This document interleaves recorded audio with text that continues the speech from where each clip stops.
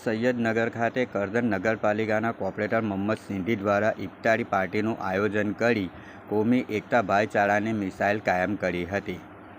દર વર્ષની જેમ ઇસ્લામિક પવિત્ર રમઝાન મહિનામાં 27મા રોઝા નિમિત્તે કરજણ જૂના બજાર સૈયદનગર ખાતે કરજણ નગરપાલિકાના વોર્ડ નંબર 7ના કોર્પોરેટર મોહમ્મદભાઈ સિંધી તેમજ અહેમદભાઈ સિંધી દ્વારા મુસ્લિમ બિરાદરો તેમજ તમામ ધર્મના લોકોને આમંત્રિત કરી ઇફ્તારી પાર્ટીનું આયોજન કરવામાં આવે છે.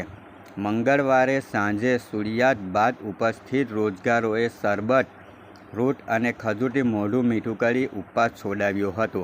આ પ્રસંગે કરજણ નગરપાલિકાના સદસ્યો સહિત અગ્રણીઓ મોટી સંખ્યામાં ઉપસ્થિત રહ્યા હતા. મોહમ્મદભાઈ સામાજિક તેમજ રાજકીય ક્ષેત્રે પોતાની અવિરત સેવાઓ માટે કરજણ નગરપાલિકામાં ખૂબ જ જાણીતા છે.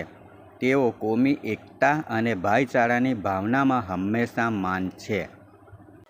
આજે રમઝાન મહિનાનો પવિત્ર દિવસ હોય 27મો રોજો જેને કહેવામાં આવે છે અને 27મો રોજો દર વર્ષની જેમ આજે પણ આ વિસ્તારના કોર્પોરેટર તરીકે હું દર વર્ષે જે રોજો ખોલાવું છું એ રીતના પ્રણાલિકા મુજબ આ વર્ષે પણ મેં રોજો ખોલાવ્યો છે. અને અહીંના બધા અમારા પેશ ઇમામ મસ્જિદ મદરસાનાઓ તેમજ સૈયદ સાહેબ બધાએ રોજો ખોલવા નિમિત્તે આ દેશના માટે કોમી એકતા અને ભાઈચારો સચવાઈ રહે અને આ ભારત સર્વોચ્ચ વર્લ્ડની અંદર સર્વોચ્ચ બને એવી દુઆઓ કરવામાં આવી.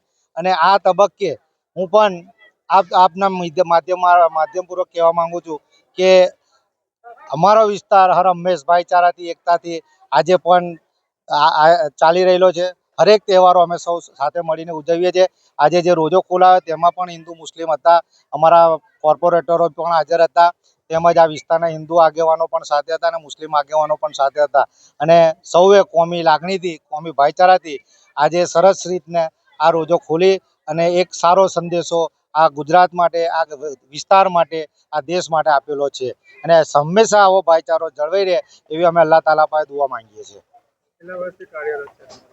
હું લગભગ 30 થી 32 વર્ષથી કાર્યરત છું અને દર વર્ષે 27મો રોજો ખોલાવવાનું મારું ધ્યેય હોય છે, લક્ષ્ય હોય છે. હું ખોલાવું છું રોજો.